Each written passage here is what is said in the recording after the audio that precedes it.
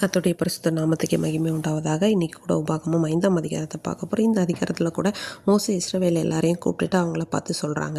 அதாவது நம்ம முன்னாடி அதிகாரத்தில் அந்த ஸ்டார்டிங்கில் பார்த்த மாதிரியே தான் அந்த ஓரேபில் தேவன் அவர்களிடத்துல பேசின விதத்தை திரும்பவும் என்ன பண்ணுறாங்கன்னா ரொம்ப ஆழமாக இதில் சொல்கிறாங்க.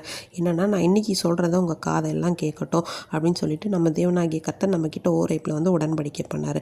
அந்த உடன்படிக்கை நம்ம தேவன் நம்ம பிதாக்களோட பண்ணல, இன்றைக்கி நம்ம உயிரோடு இருக்க நம்ம எல்லார் கூட தான் பண்ணியிருக்காரு. அன்னைக்கு தேவன் முகமுகமாக நம்மளோட கூட பேசினாங்க.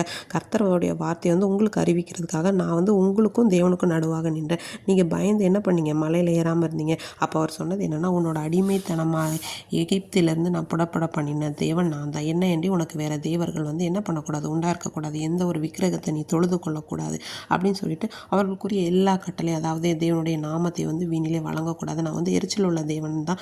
ஆனாலும் என்னை பகைக்கிறவர்களை குறித்து, அவங்களுடைய அக்கிரமத்தை குறித்து 3ஆம் 4ஆம் தலைமுறைட்டு நான் விசாரிப்பேன். அதுவே என்னிடத்தில் அன்பு கூர்ந்து என் கற்பனைகளை கை கொள்ளர்கள் 1000 தலைமுறை மட்டும் இரக்கம் செய்கிற தேவனாக இருப்பேன் அப்படின்னு சொல்கிறாங்க. 6 நாள் நீ வேலை செய்கிற, 7ஆம் நாளில் ஓய்ந்திருக்கணும் அப்படின்னு சொல்லிட்டு, நீ எகிப்து தேசத்தில் அடிமையாக இருந்த உன் கர்த்தர் உன்னை அங்கேருந்து ஒரு ஓங்கிய புயத்தினால புறப்பட பண்ணியிருந்தான் அப்படிங்கிறத நீ என்றைக்குமே நினைக்கணும். உன்னுடைய தேவனாகிய கர்த்தரை நீ ஆசரிக்க மறக்கக்கூடாது.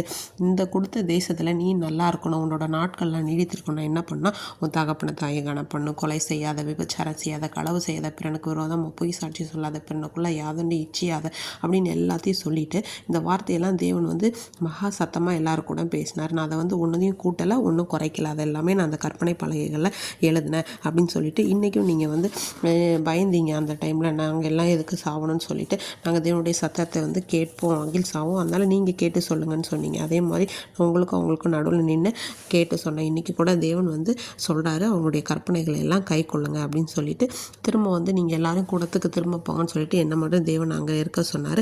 அதே போல் தேவன் கட்டளையிட்ட மாதிரி நீங்கள் அவருடைய கற்பனைகளை எல்லாம் செய்கிறதுக்கு கரெக்டாக இருங்க. வலதுபுறம் இடதுபுறம் சாயாதுருங்க. அப்போ தான் உங்களுடைய அந்த சுதந்திரிக்கக்கூடிய தேசத்தில் நீங்கள் வாழ்ந்து சுகித்து உங்களுடைய நாட்கள் நீடித்திருக்கும்படி பண்ணுவார் அப்படின்னு சொல்லிட்டு சொல்கிறாங்க. இன்றைக்கி கூட தேவன் நம்மளை வைத்திருக்கிற ஒவ்வொரு தேசங்களையும் நம்ம வாழ்ந்து சுகித்திருக்கும்படிக்கு அவருடைய கட்டளைகளையும் நியமங்களையும் கை கொண்டு நடக்கும்போது அவர் நம்மோடு கூட இருந்து வழி நடத்த வல்லவராக இருக்கிறார். ஆமீன்.